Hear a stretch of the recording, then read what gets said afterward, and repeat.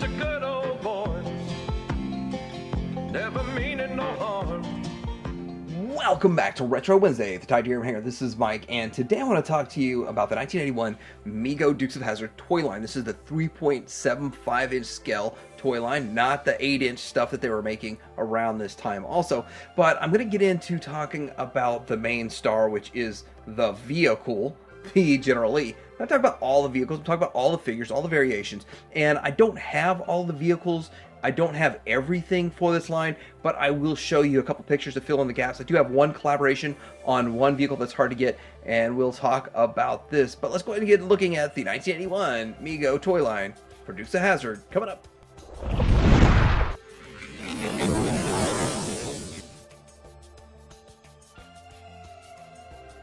Okay, so the TV show is not exactly what I remembered. I did pick up the DVD set at a garage sale for a couple of bucks, and I spent the weekend watching a whole bunch of episodes from it. I did have fun watching it, but it's not exactly how I remembered it. I don't think it held up as well as some other TV shows from the 80s. And even though I did have some fun watching it, I don't think it's the greatest show ever. I'm actually surprised it got 7 seasons, and we'll get into the Coy and Vance when we look at some of these figures that are variations to the Bo and Luke Duke. But with it, it's an okay show, but don't have high expectations going into rewatching it. So first off, talking about the figures and the construction, there's only 2 figures that really have the G.I. Joe construction, Bo and Luke Duke, but they did not copy G.I. Joe. They were first. G.I. Joe copied them. So if you look at the construction, this is a straight arm from a 1982. These are 1981 figures, and as you can see side by side, that's how it goes. And so these figures did get a little bit more articulation, the 2 main characters. The rest are more 5 POA kind of Star Wars figures, but there it is. Hasbro copied Mego. Alright, so talking about Bo, and this is Bo Duke, and we already talked about the articulation and all of that, so kind of comparing it to a G.I. Joe. Now, there are 2 versions of this. There is this version, and then this one here that looks like it's darker, and it has a different head sculpt.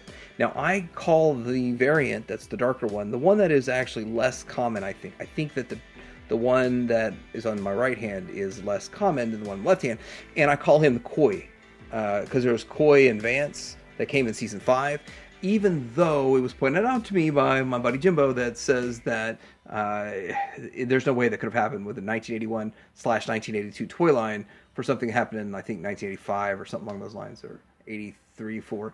So the years don't line up to have an actual Coy and Vance figure, because these were way off the shelves by that time. So anyway, this is still kind of my mentality about the Bo variant, and it is kind of fun to have a variant and be able to say you have that, but it looks kind of cool. Let's check them out from the back. I think they're pretty much exactly the same from the back, but yeah, this is Bo Duke, and with the articulation, they don't really need it to fit into the vehicle or to do anything, but they are the main characters, so I guess the kids have the most fun with them, and that's why they have the extra articulation. This is Bo Duke and Coy, if you want to say that.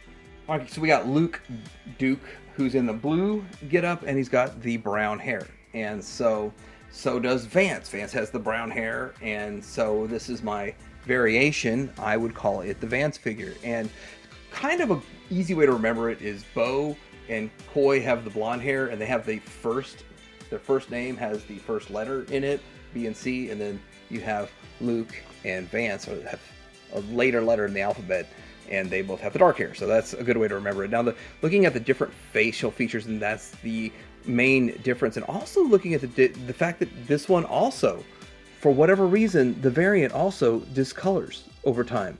So both of the variants of this discolor. Now, my lighting is usually super bright, and it's not as bright right now. I don't know if the difference of this is going to show up very well on screen, and on my camera it's not showing as well as I'd like, but anyhow, pretty cool that you got the articulation with this figure. But these are probably the most common and the ones that you are going to see and find and locate very, very easily. The rest start to get a little bit more difficult, but there it is. This is Luke and maybe Vance. Okay, so now we're going to get into talking about Uncle Jesse. Now, Uncle Jesse is probably one of the easier ones to find also, which is cool. I like it when you have a toy line that's relatively easy to collect. This toy line is relatively easy to collect, and I got it banged out in a month. But looking at this, you have the standard one that has the dark the dark beard, and I guess as time went on, as we got to season 7, we got the gray beard over here. But still, it's pretty cool. Just a dude wearing overalls, like a farmer with overalls, and it's pretty much what you'd expect from this character. And then here's the white or gray beard version. I don't know if the faces are any different. It's really hard to tell if there's any difference in the faces at all, other than the fact that it's just a 5 POA figure. And they also painted the boots a different color, and the shirts are slightly different colors, but that could have been fading and stuff from time. But 5 points of articulation, like he's a Star Wars figure or something. And yeah, they did kind of cheap out a little bit with the rest of this toy line, but it's still kind of fun to have them, and I think they look good. And this is kind of my argument for Star Wars and the 5 point of articulation, is that when you're collecting these down the road, you don't have all of these cuts. You don't have all of the articulation cuts in them and stuff, so it does look like a nice statue on the shelf, I guess you could say. But anyway, it's Uncle Jesse.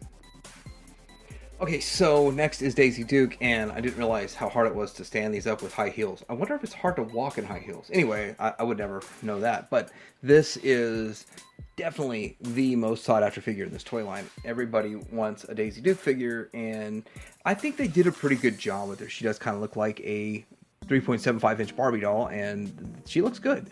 And she does actually fit the actress relatively well for the time and the way the action figures were made back then. And so the main one that I think looks the best is this one here. Now there's 2 different versions. She has the longer hair, which kind of bunches up on her shoulders, and she's got a big old smile on her face and a lot of paint. So they painted in the teeth and then the eyes a little bit better on this one. So very nice looking figure overall. Just one of those things that, man, that probably wasn't even that sought after as kids. Like, kids probably didn't go after that with this one. But this other one right here, okay, well, how does Belle Biv DeVoe put it?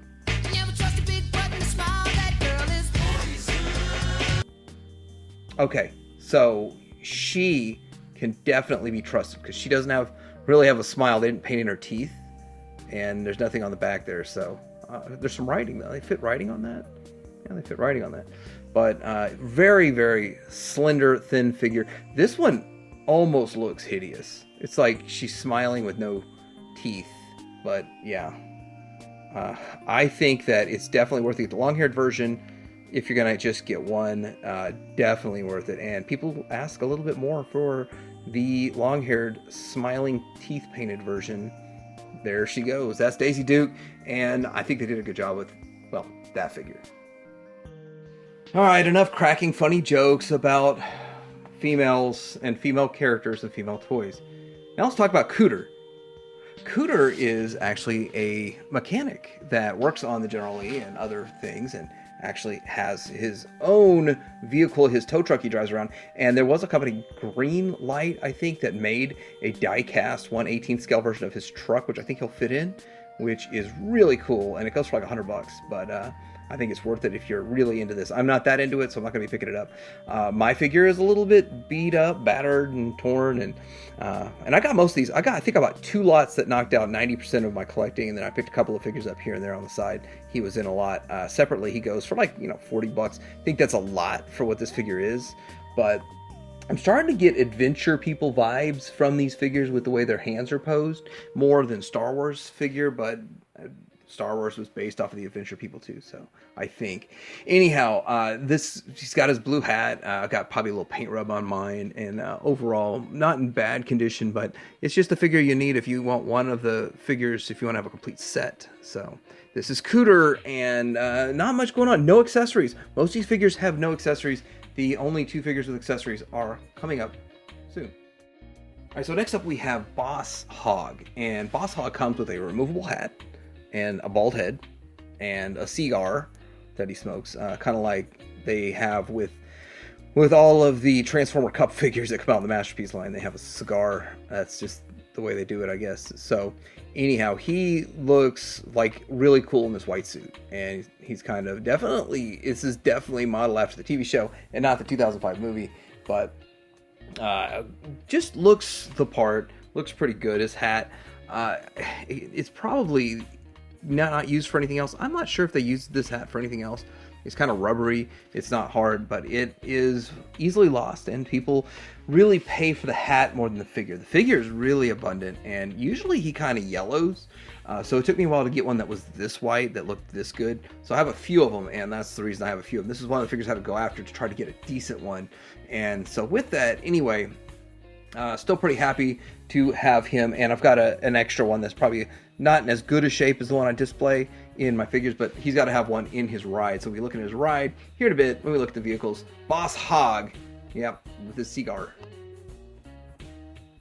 Next up we have Cletus, and Cletus is probably one of the harder ones to get because he suffers from the No Kids Wanted Him syndrome. And the difference between Cletus and we're going to see with Rosco is his hat is permanently attached to his head, and his face sculpt is different than Rosco's. But both of them have the interchangeable arm. Well, they're not interchangeable. Both of these have different types of arms that could randomly show up on the figure. Like this arm that is supposed to be holding a gun that he doesn't come with, or a nightstick or a club, or maybe he's doing who punches like that? So what is he doing? Okay, so anyhow, it's basically a police officer. They got the color wrong on the uniform. It's not supposed to be this bright blue, but it's supposed to be a little like darker, almost black, I think. But still, it's fine. He looks good. It's a nice looking figure overall. It gets the job done. I guess he's getting the job done here. And so there's Cletus. Let's look at Rosco, and then we're going to do like a little comparison between the two.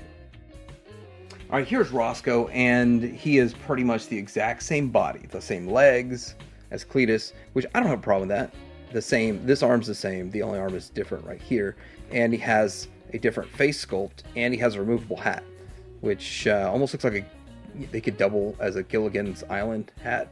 It doesn't sit like straight like it should, but anyhow, that is Rosco. And I could see having a couple of extras of these, like of both variations of both figures, to kind of fill it out, to have a bit of a police force, to kind of have more than just 3 bad guys on your team. And it's kind of funny that you have a show where the police are the bad guys. But anyhow, here we go. Now, as you can see, this arm's different, that arm's different, and you'll find a Cletus that has the straight arm on the right, and you'll have a Rosco with the curved arm on the right. And according to my buddy Jimbo, who is my resident expert on this, says that this factory didn't really care which arm went on which figure as long as it was a right and a left arm, and they just kind of assembled them like that. That's what his mentality on it, and the reason why you have that variation on them. So it was supposed to be 2 completely different poses for 2 completely different characters, but they got mixed up, and that's why a variation, Rosco and Cletus. Did I mention these are all kind of hard to get standing on their own? Believe it or not. The way I have my display, they kind of lean up against something backwards, so it's not a problem at all for me, but making the video makes it a bit of a challenge. All right, for the star of the show, it is the General Lee, which is a Charger, is it? And here's the thing. This is pretty much what everyone thinks of when they see the show. Now, I did do a little research into this flag, and I know that a lot of nefarious people have used this flag for nefarious deeds, and I'm not going to really get into all of that, but I will say that I did research it, and this is not actually the Confederate flag. This is a component of the Confederate flag, but the Confederate flag, the white parts of it were getting dirty on the battlefield, so they just used this part here, which is basically where the stars are on the standard American flag. And that was the battle flag, and then of course it was just adopted in this form to do a lot of negative stuff. But I want to say that the 2005 movie handled the making fun of this whole situation very well. What the hell's wrong with these people? Nice roof, redneck. Join us in the 21st century. The South to rise again. You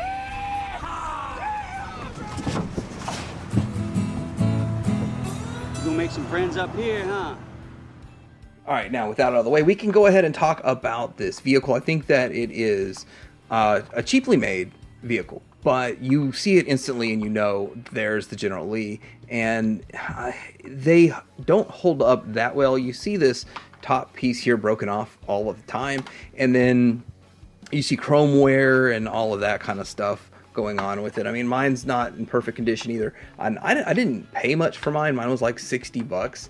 I think these generally on average can fetch 100 in good condition, unbroken and somewhat decent everything on it. So it does fit 2 figures in there, and there really isn't any way to fit any figures in the back, so you can lay them down sideways, or you could cram them in there if you really wanted to, which I'm not going to. And you can see their faces from there. You got a steering wheel in there, and so it does okay. You got this front bumper that's okay, but you have to open this up to put the figures in, and it does have the signature welded shut doors. Doors don't open on this because they don't need to, because they're welded shut. So with that, this is the General Lee, but then there was another one that was made. This is the official Mego one, so let's get into talking about the non-official one.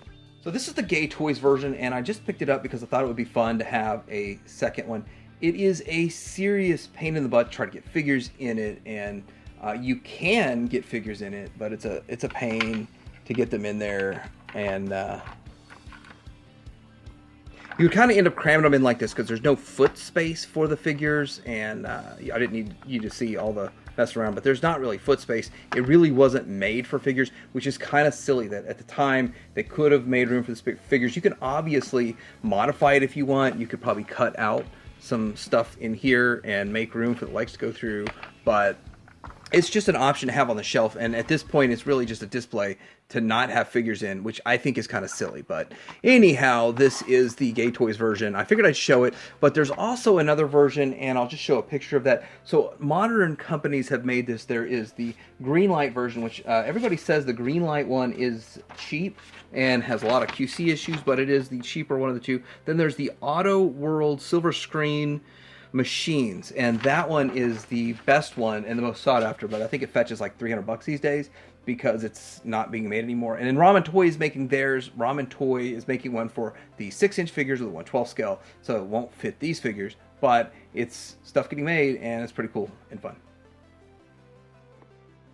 Speaking of Gay Toys, we're going to talk about the Gay Toys Jeep, and they made a Daisy Jeep. This is a Jeep CJ, and it is vastly larger than what we got with Mego. So that makes people chase down the actual Mego one a whole lot more, and I'm going to show a picture here in a bit of the size difference.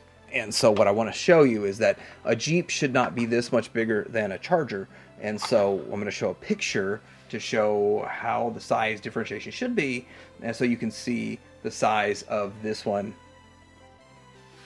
versus the Gay Toys. And so Gay Toys versus Mego. So as you can see, this is way, way, way bigger based on that picture that I'm showing. And so with that, I see why people chase down the Mego over this one, but this one will still work, and still a Jeep to have on your shelf and do a display, and you can fit the figures in it.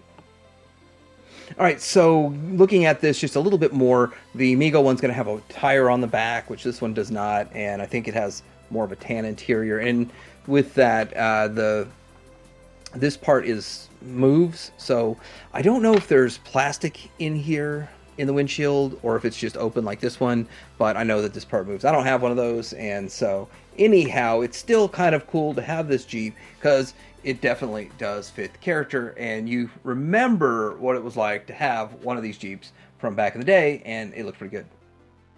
Next up, we have Boss Hogg's Cadillac. Now, I've read a couple of things about it, that it's a 1970. I've also read that it's a 1976 Cadillac. So I don't know how much difference there is between them, but this one is in rough shape. I actually did get this from my buddy, and it is one of the better ones he's had over the years, but it's still not that great.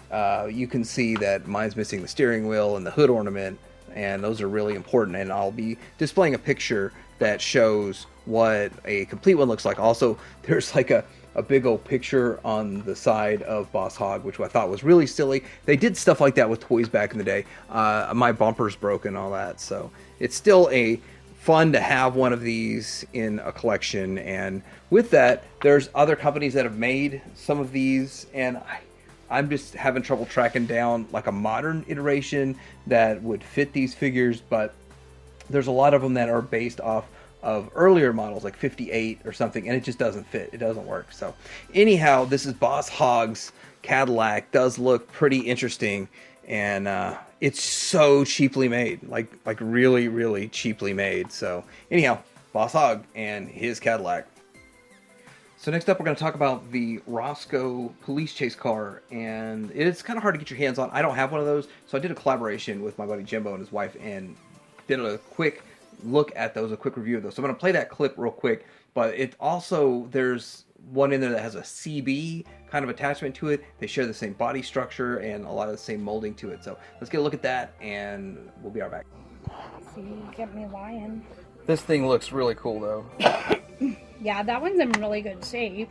Oh, and I don't want to try to open the door, I might break it. Compared to, you know, a lot of them we've had over the years, you know. Yeah, they're missing the doors. Yeah, The doors, the headlights, the siren on top, wheels, of course.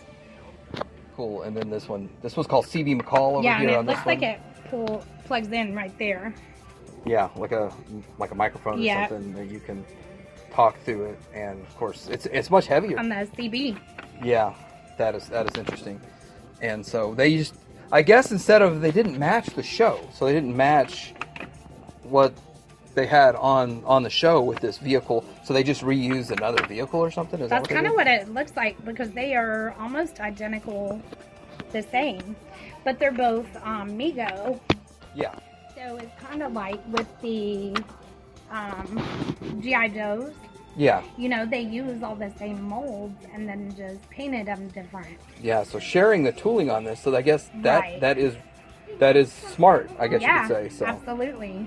But yeah, Well, definitely. Yeah, because if you think about it, probably the most expensive part about making a toy is making, the new mold. So if I found one of these, I could probably get a junker one of these and Yeah. swap parts.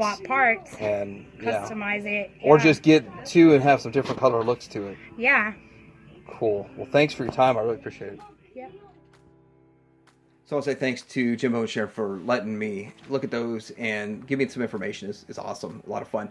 More collaboration hopefully will come in the future. I might do another video with the Dukes of Hazzard because it's interesting and there's a whole lot more out there than just the Mego line. But with this wraps up the Mego line and my look at the entire Mego line of 1981 Dukes of Hazzard. So I'm curious what you think about this. Did you have any of this when you were a kid? Do you have any of this now? Is this something that you've collected? Or is this something you've forgotten about? Or is this one of those, I never knew they made toys of that moments? Because I kind of have that moment almost once a month. So anyway, let me know what you think in the comments below. Like and subscribe. Cooter Davenport out.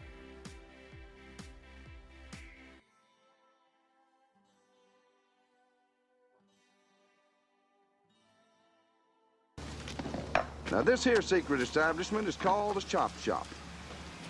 And there ain't a bite of meat on the premises. Of course, Enos has only got eyes for Daisy, who, as last year's queen, gets to crown the winner. Yeah, so Coy and Vance gave Luke and me a call, and well, shoot, we figured we'd coming on by this way anyway, so we'd just sort of fit in with our plans. Fighting the system like a true modern day Robin Hood.